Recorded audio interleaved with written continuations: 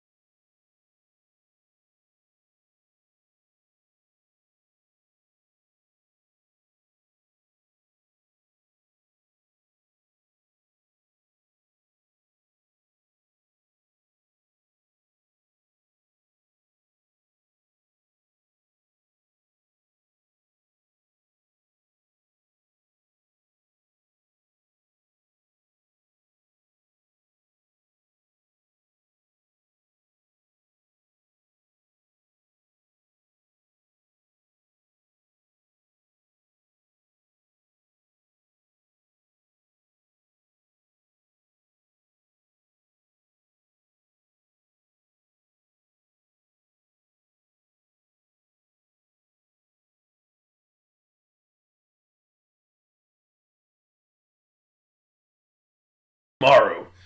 Hello and welcome to an episode of the Spiraken Manga Review, some podcasts and very reviews about connected enhanced narratives. It's your host Xan, saying konnichiwa, aloha, buongiorno, what's up? Hey, it's Greta. And we're joined today by Doug. Yes, from AnimeCon.tv. AnimeCons.tv, yes. Yes, also from Anime Boston and so many other cool cons you can check out, including the Otakon. They're doing a panel, which maybe, like last year, they'll be singing of certain songs, maybe from Do You Remember Love? Who knows, yeah. We'll see if that gets accepted. Oh, hopefully it does. Just submitted all my panels today, so. Same here. I did all that as well. But beforehand, you got to remember, if you want to check out any of our earlier episodes, they're at www.spiraken.com, where we talk about different podcasts, I'll edit that out. Where we talk about different social media stuffs. No. The brain is going... All right. Let's do this again. All right. So check out our website where we talk about different podcasts with different type of topics at hand. Sometimes we talk about manga, sometimes movies, sometimes video games. This is actually a fun one because if you remember from the last episode where we talked about Battle Angel Alita, we did a kind of double review where we did a manga review and a motion picture review. This is going to be the same thing. We're going to be doing a manga review and an anime review, but not the original anime. This is a remake, so we're going to talk about that in a bit. But if you want to hear any of our episodes, you can check them out at www.spiraken.com. We're also on Instagram, Twitter, YouTube, Spotify, Apple Music, Stitcher, iTunes, Tumblr, and so many other social media platforms, except for TikTok. I refuse to do that stupid app. It is For terrible. now. Never! And as we said, where can we find you, Doug? The best way to find me these days is I'm on the AnimeCons TV podcast, which is on YouTube as well as iTunes. You can also find my reactions to a lot of stuff as I'm watching it, when I remember to actually tweet about it, which is just at Nigoki Watches.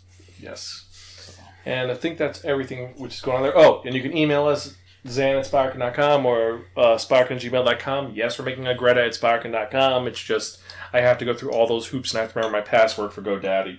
I really should switch to Squarespace one of these days, because apparently... Just email Xan and just write, hey Greta, what's up? Yes. So, if you remember from the last episode, I spun that one, that only... The Wheel of Manga! It dictated I'd just be reviewing a very cool manga that Vertical Ink was actually their first release for Tezuka manga. Because this is an Osamu Tezuka manga. I think it's actually the third or fourth that he released. Well, depending on how you look at it, because he's made like 200 different mangas.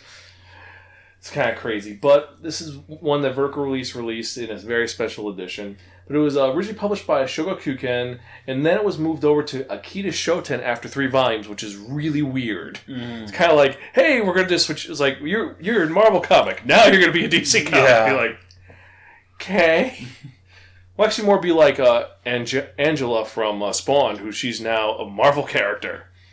Because comics. And it was released over here, as we said, by Vertical Comics or Vertical Inc. It was picked up by a mutual friend of the podcast, Ed Chavez, who now is in charge of Denpa Books. Yeah. It was released in Weekly Shonen Sunday. It is a shonen series that would be classified as a dark fantasy historical supernatural. Originally came out the 22nd of August, 1967, not 2067, until July 22nd, 1967. So that's kind of cool. It was 11 months to the day when they finished it, kind of. There are 11 volumes in the original run, but we had it, when Vertical released it, they did 3 volumes. And then they did the omnibus, yeah. Which is weird, because a lot of their other releases by Vertical, they went the opposite order. They did big volume editions first, and then when it got a re-release, they did smaller ones. Like, they did that with, like, Moo and Apollo's Song and a couple others. Yeah, it was kind of an interesting reason why. I guess it's because Dororo is such a intriguing... Because we're talking about Dororo. Yeah. It's such an intriguing concept that they didn't want to be like, we're not going to give it to you all at once. Yeah, we can make this sell. It's short enough, and it's like, I wish more publishers would get on board with this idea of, like, if it's short enough, don't try and draw me out. Just give it to me all at once. I'll pay a little more per volume, but to just get it all done, and then I don't have to, especially if it's a series I'm, like, trying to track down later on, to only have to buy, like, one, fewer issues. It's so nice. I'm happy that they re-released it, especially because when the anime came out, they said we're going to re-release it. Yeah. And they re-released it as an omnibus, a second or the third edition of the omnibus. It's a good buy. But let's get into what it actually is about. Now, Greta, how would you describe Dororo in one sentence? In one, like, long-ass run-on sentence? So, just like if you could explain it in one sentence, what would you say? That Dororo is the super cute little kid that is super talkative, orphaned, but through happenstance finds Hyakkimaru and is like the barnacle to this awesome kind of like hero person who just is completely badass, and Dororo like realizes it and like attaches. It's like, okay, here we're going. Yeah, that's a good description. Yeah.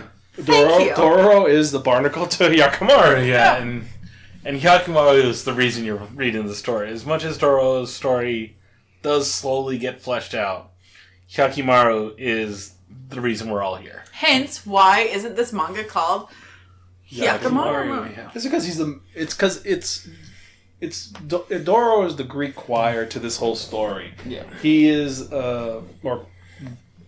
he's a thief. Mm-hmm. Not gonna spoil much, but he's a thief who ends up... He's a kid who's surviving on his own. So, like, I don't think that Master Thief is kind of like the thing. He's doing what he needs to do to survive. Yeah.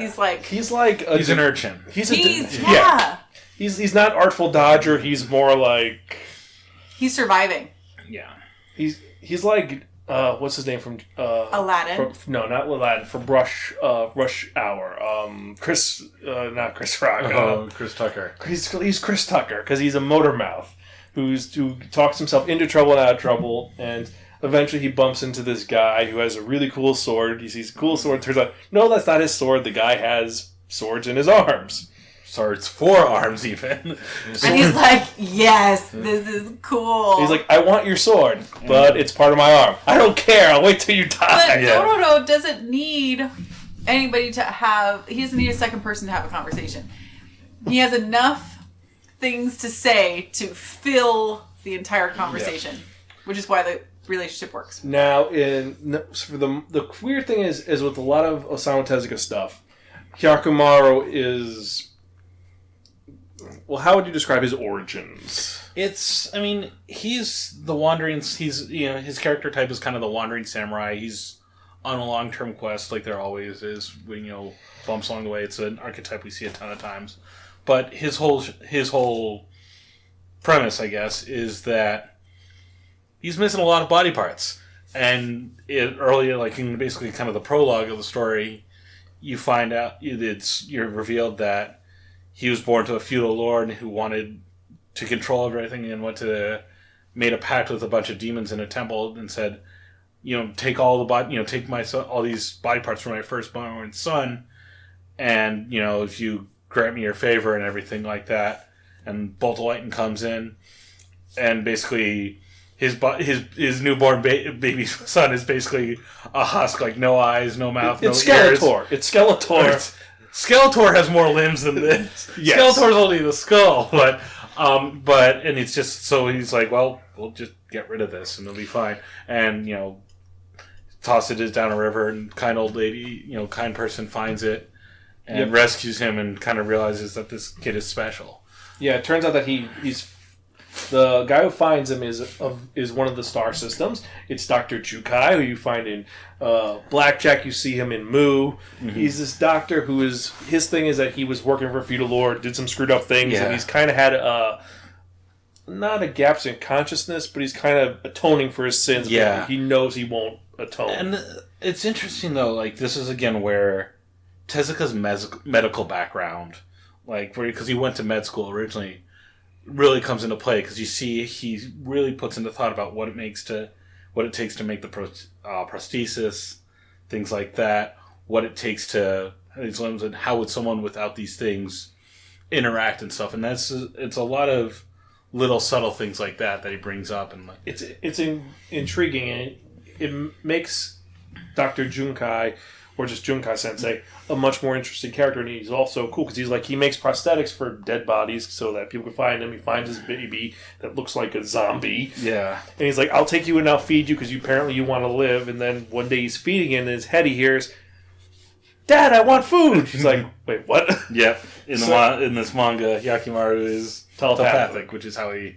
Very similar to Pinocchio from Blackjack, which apparently they become... Well, so he ends up learning that Hyakkimaru is a demon magnet. They constantly come to try to kill him, so he ends up making a cool weapon for him, and he sends him on his way.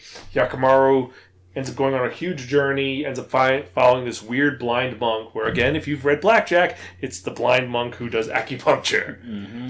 Tezuka starts this at its best. He ends up teaching him some martial arts because Hyakkimaru sees it with the quotation marks. The senses that he does still have, which it's always kind of weird. Like, he's a little bit just kind of his mind, and this is where it kind of gets away from realism. But he has enough sense on him that he can kind of figure out what's going on. Like, if he uses what senses he has to put it all together, and he sees the world in a very different way. And as he fights monsters, it turns out every time he kills a big demon, he gets a body part back. Like, his nose will grow back, or his arm will grow back, or his eye will grow back. Yeah.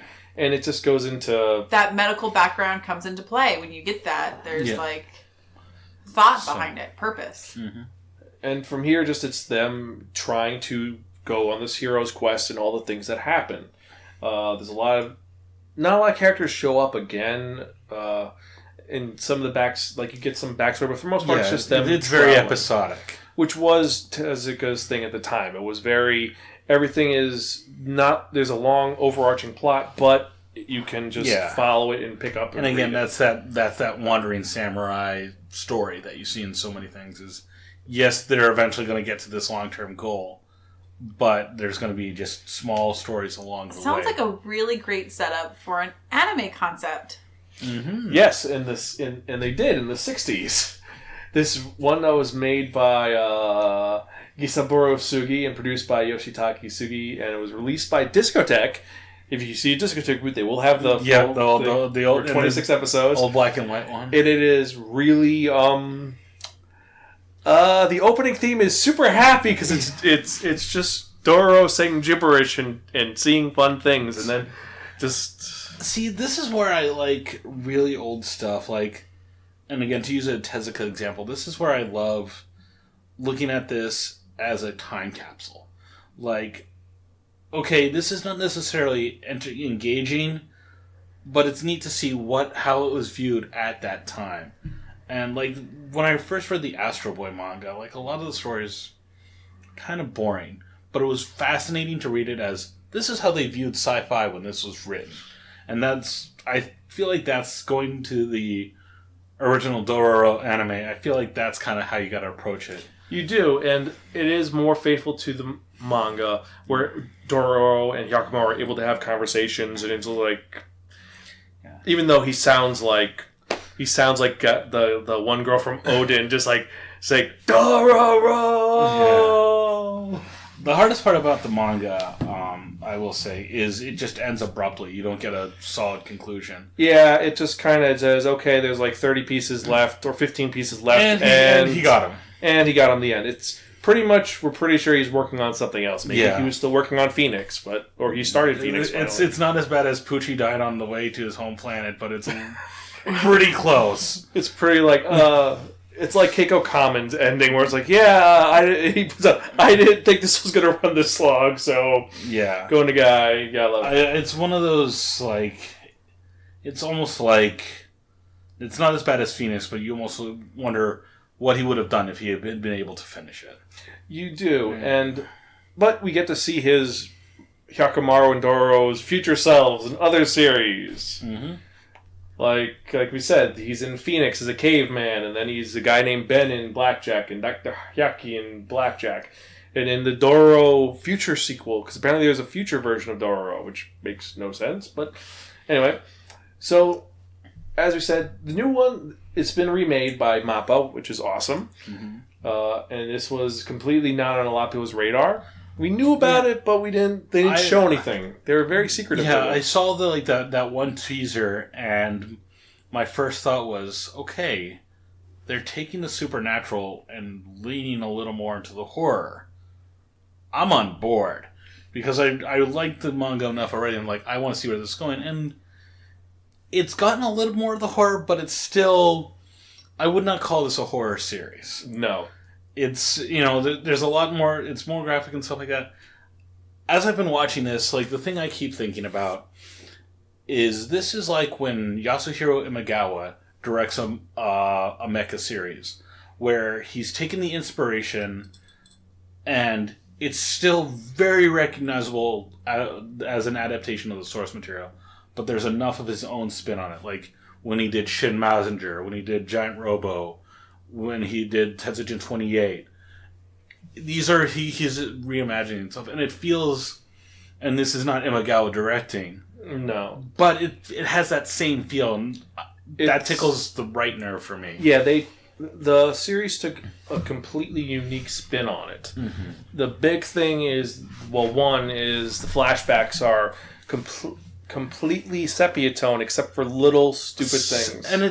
And this is one of those things that I absolutely love about this series, is it uses color so well. Purposefully. It uses color purposefully. And the richness of it, the choices of the color that they choose is like the common theme that comes through. And there are some gory parts. Mm-hmm. The girl in me just looks away at some points. Like, I just, but like, it's so well done. It sucks you in emotionally, and it's not like gore for gore's sake. It's part of the story. It's integral. Yeah, and it, as you said, it's personal. Like, to use an example, is in a flashback where it's all sepia tone and someone gets attacked with a knife or something, and there's blood. That's very bright red, so it stands out, and it draws you to it reminds you that this is a violent act, mm-hmm. and things like that. But you also see like flashbacks of happier moments, and like you'll see like someone looking at a flower, and it might be a yellow flower, and it's very vibrant, or a purple fruit, and it's very vibrant compared to this, because it's a happy memory, and it's like... And it shows the importance of that in that moment. Yeah. It focuses on that to make it stand out more, where you're not like, oh, it's not something to pay attention to, because sometimes it does come back to haunt you. The other thing that I noticed in the most recent episode that I never noticed before is that Hyakkimaru himself is not colored in. He is in that sepia tone completely. Except for when he gets injured. Then you see... Yeah. And you see how Hyakkimaru sees, where basically every living thing is kind of a blob. Like every living creature, I guess. And he's kind of almost to see souls, where like good people are kind of white blobs, but if he sees a demon, it's this glowing red, fuzzy blob against the black background and stuff. And it's neat to do that. And there's a scene in one of the episodes where Biwa, the blind monk, is looking at Hyakkimaru. And he's concerned that his soul's turning a little red. But if you look at, the fuzz, there's other characters next to him. Hyakkimaru is a different kind of fuzzy. And I don't know how else to put it, but it's a neat little subtle detail that says Biwa's vision's enough to say, okay, these are two good souls, but they're two very different souls. And it's a really neat angle. It makes it more compelling. And also, there's a lot of body language in this, because unlike in the manga or the original anime, Hyakkimaru doesn't talk. He doesn't know how to talk. The weird part is he understands when they speak to him, but it takes a while, but There's a difference between being able to listen and being able to speak. Yeah. And just because he can't speak doesn't mean he doesn't take in everything around him. When we were first introduced to him in the anime, he's able to, write his name in the sand. Yeah. Someone had to teach him that, And this is one of the neat things, the two things, the one thing I'll notice with body language is when there's one scene where he's trying to grab a sword, and he doesn't quite know where, from someone else holding a sword in front of him, and it's a split-second thing, but you look, the first time he tries to grab it, his hand misses, because he's blind. He can't see it. He has it like someone saying, oh, there's a sword in front of you, and he whiffs. And I love that little thing. It's just a subtle little touch, and it's a great little animation bit. But the other thing, talking about hearing and stuff, is they're playing with this theme really well, where getting a sense back or getting only back seems like it could be, you think, oh, that's only good. Not necessarily. The first thing, when he gets his nervous system back, pain. He has to learn what pain is and how to deal with it. And, stepping in fire hot. Or him just standing underneath rain, feeling it for the first time. That's he's just crazy. It's no, he doesn't know what that is. He has to learn it. And if you've ever had that sensation when you've been in a really loud movie theater, mm-hmm. and then all of a sudden the movie ends and your ears kind of expand in the silence, that resounding silence is deafening. All of a sudden having nothing and then having your hearing and having that be so hard. It's really well conveyed. And I love the episode after, and it's a two-parter of when he gets his hearing back, and Hyakkimaru is supposed to be a teenager. So he gets his hearing back and he just kind of sulks because he can't handle all the noise around it. He hasn't learned how to filter it out. And because he's a teenager, when something like that happens, it's a perfectly normal reaction to just be, I don't want to deal with this. And he shuts down for a little while, always tries to figure it out. Yeah, Biwa says that he's being like a monster that's hiding in a cave. We have to coax him out somehow. Yeah. And then one of the more interesting characters who's out of order kind of charms him out of it. It's because of a very simple thing that we take for granted. Yeah. So, but they're slowly building to the bigger theme, because we're, 9 episodes in, I think? We're 9 episodes in, and he has currently, I think, 8 parts. Yeah.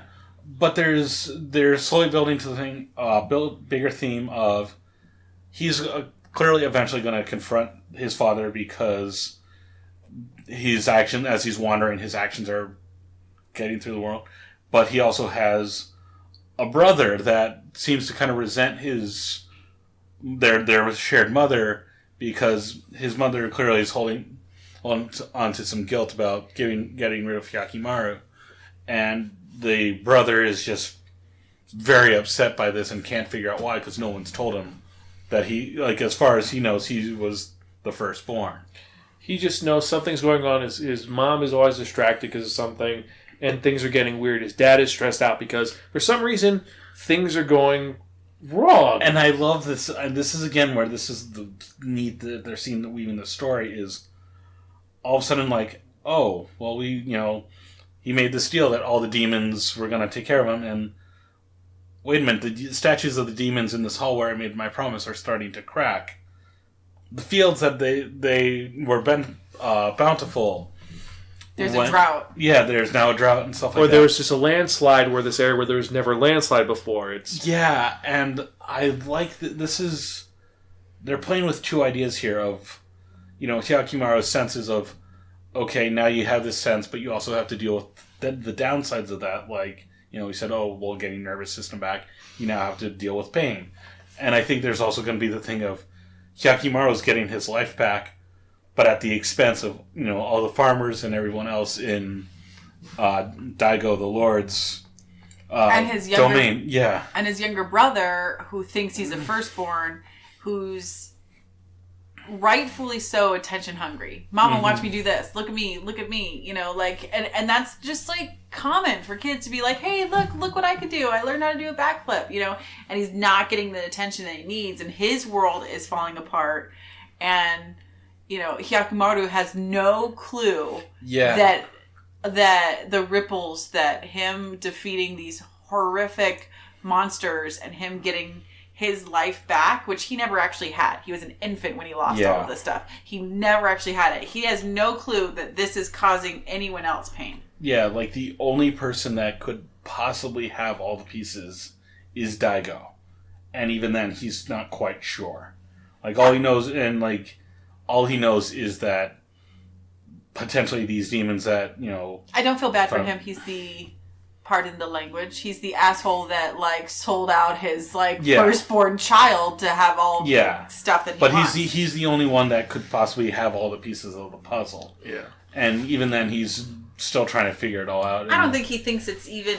I mean, they allude to it in the episode that we just saw, but I don't think it's even a thought that his firstborn survived. Yeah. Why? How could a skeleton of an infant, which we sent literally down the river, be this force?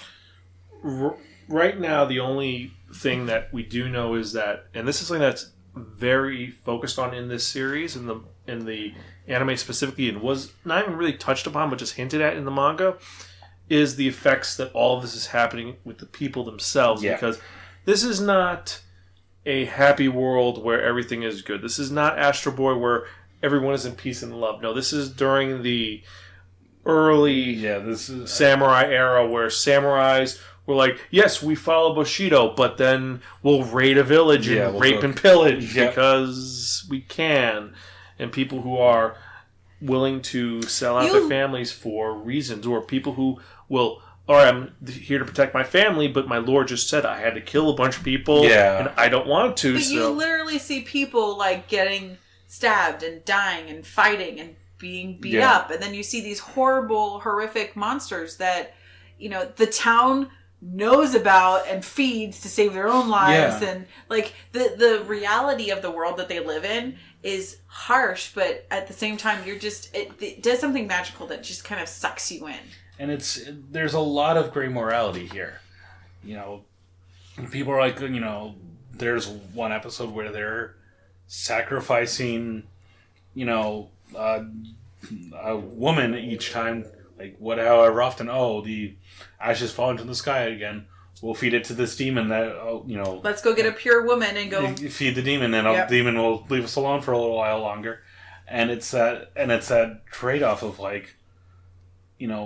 it's one person that we're basically killing, but it's making the rest of us survive. The thing that got me with that is that the girl that was being sacrificed, she was bound, but she, even when they went to go rescue her and they cut her, she's like, no, go away. Yeah. I'm doing this so that so many other people can live. And she even says that it was her choice. It wasn't like she was forced to do it. Right. She volunteered.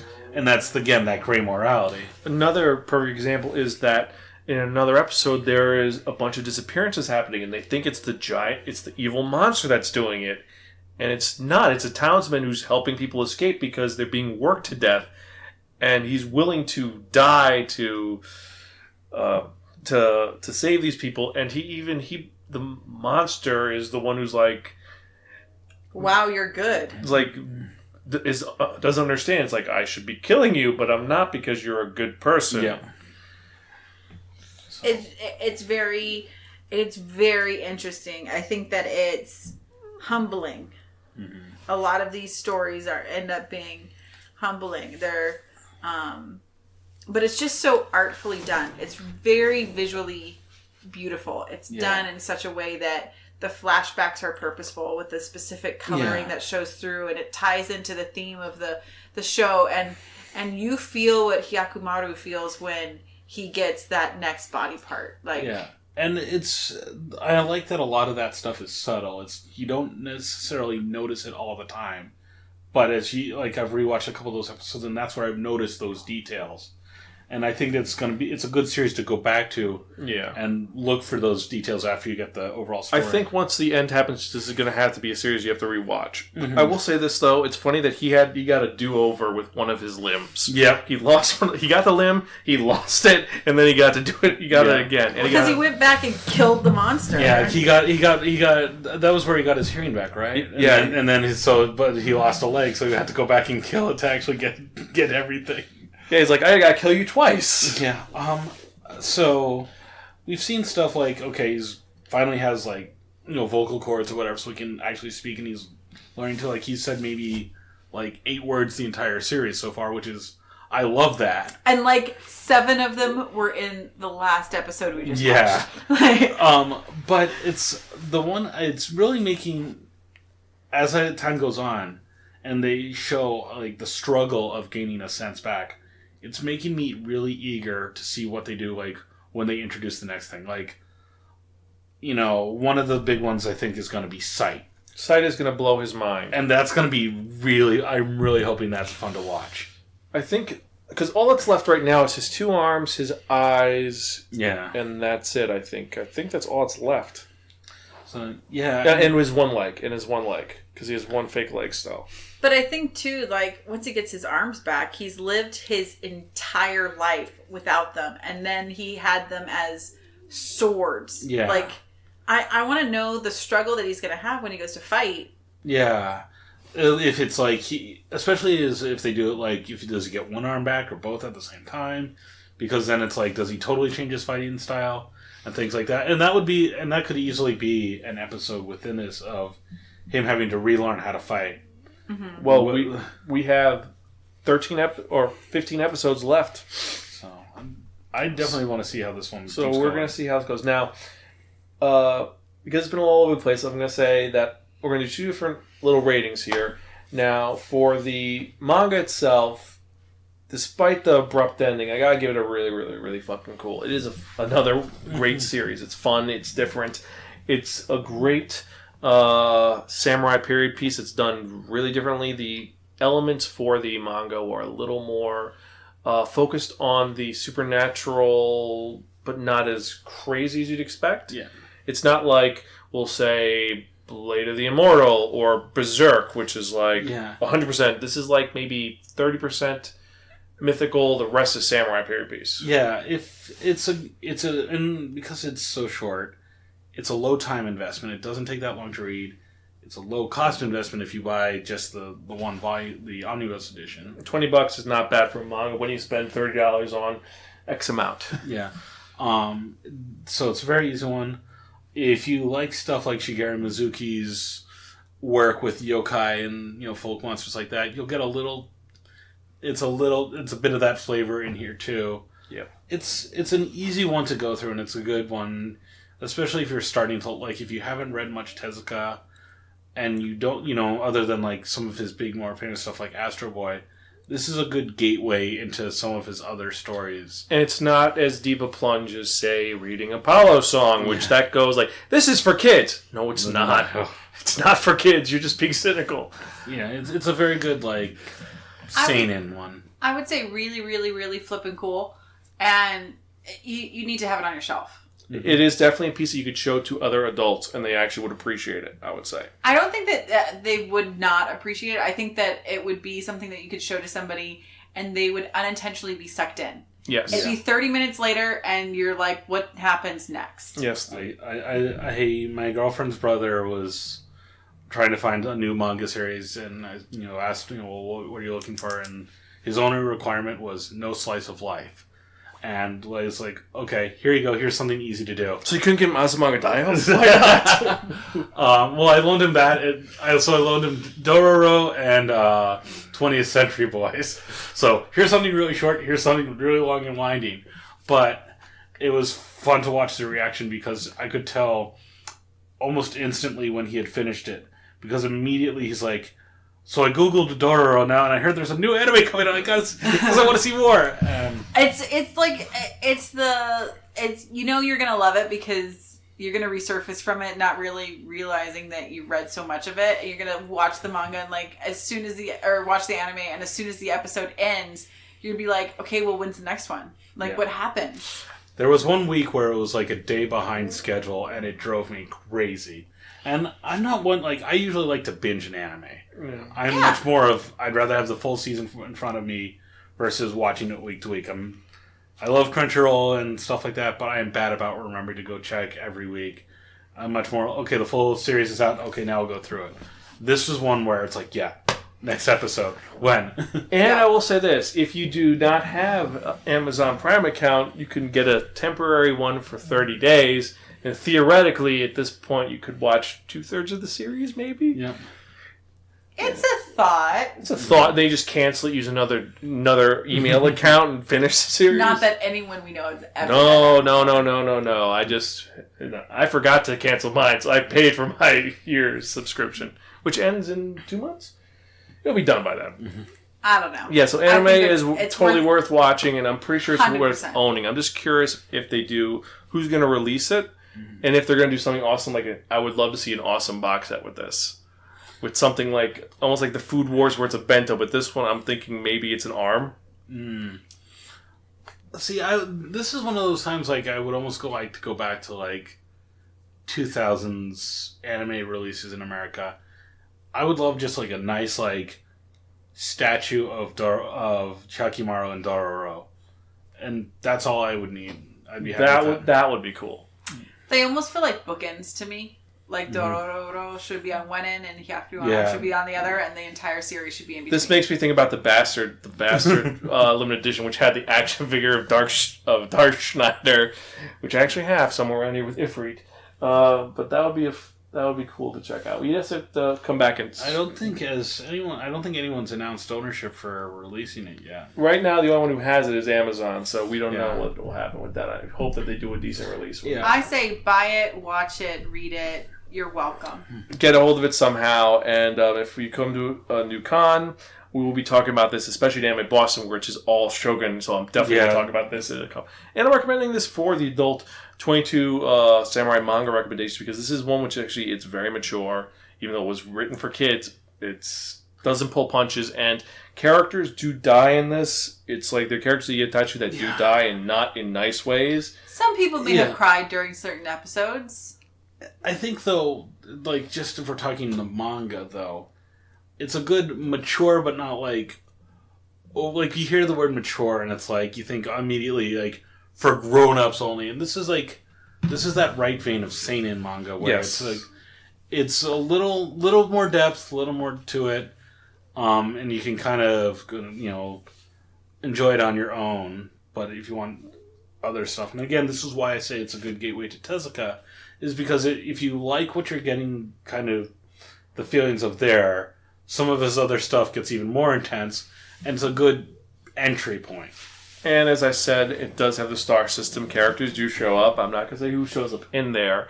I've talked about some of the cameos, but there are some interesting ones, including one little boy who looks very familiar with weird pointy hair. Mm-hmm. As a friend of Dororo, who says, hey, how come you're not doing this? And then, but digress. So, with that in mind, I think that's it. I think we can call this one dead for now until the it's done. I would definitely like to revisit this after we finish. Definitely, we will do that. We will do a revisit as an anime review.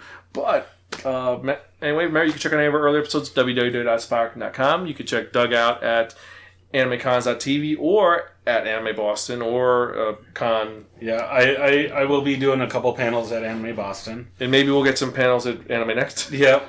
So, Anime Boston, I'll be doing my usual with some friends, all the mecha you'll ever need. Yes. So if you're a diehard mecha fan or can tolerate listening to diehard mecha fans. Now, will you be talking about NT? Probably, unfortunately, Gundam Narrative. We did survive that. I'm sure we'll have I'll probably have to set like a stopwatch to say, okay, we're only allowed to talk about it for this long before ranting. Before we rant about it some more. And I will also be doing with the people from Gunpla 101. We'll be doing the wild world of Gundam merchandising and talking about kind of some of the normal and some of the crazier Gundam merchandise that's out there as the franchise. Like the Gundam head cigarette lighter or the tiki glasses? Oh, that's just scratching the surface. Oh, are you going to bring the beer stein? I'm not spoiling anything. Definitely check it out. I don't even know what panels we haven't even heard what we're going to get, but we have a bunch of panels lined up for Anime Boston. I think I put 7 in. Yeah, that's not crazy. It's not the worst I've done. I'll probably get 5, maybe. But we got some fun panels. Our cooking panel is going to be on there. We have an Isekai panel. And from under the bed, I retired for Anime Boston for this year because even though a lot of people like it, I feel it's... but you have to wait and see. Now, with that in mind, I think it's the part you've all been waiting for. And what am I talking about? I'm talking about that one, that only... Wheel of Manga! Yes, friends, the Wheel of Manga Central Substitute. And you've never seen the Wheel of Manga. Oh, jeez. This is the Wheel of Manga. Now, for those of you who don't know, the Wheel of Manga is a Wheel of Fortune with 10 slots on it. And what we're going to do is we're assign a manga title to each of the 10 slots. So we spin it, and whatever number it lands on, that's reviewing the next episode. And since I've used list randomize, we've got some interesting titles. Now, besides the fact that some of the titles we have on here, we have this one series about going through a door and ending up in another world, a weird kind of isekai. We have one which our friend Sarah cosplays as.